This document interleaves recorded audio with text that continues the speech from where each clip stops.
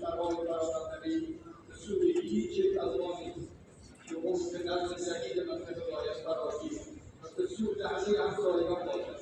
نظمی که منافع تک تک کشورهای همسایه را تأمین نکند نمی‌تواند پایدار باشد.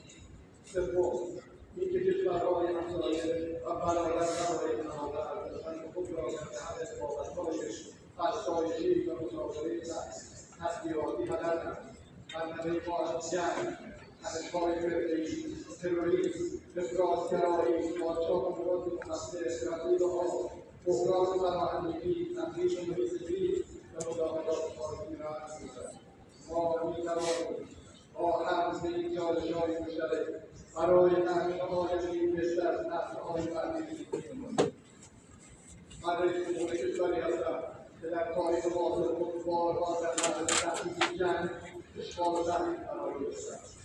هیچگاه دیگران به کمکمان نیامدند. به اعلام بی‌طرفی ما اعتنایی نکردند، حتی به کمک متجاوز آمدند. ما به نتیجه که تنها می‌توانیم به مردم و سرمایه‌های بومی خود متکی باشیم. جمهوری اسلامی ایران مصمم است به تأمین و تضمین امنیت خود نه ایجاد ناامنی برای دیگران. ما خواهان صلح برای همه هستیم و با هیچ کس در جنگ و دعوا نداریم.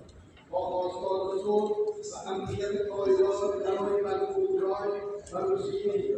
جمهوری اسلامی ایران ضد مخالفت با جنگ و تأکید بر لزوم توقف صلیبی درگیری‌های نظامی در اوکراین از هر گونه راه حل صلح‌آمیز حمایت می‌کند و معتقد است تنها از طریق گفتگو این بحران خاتمه می‌یابد.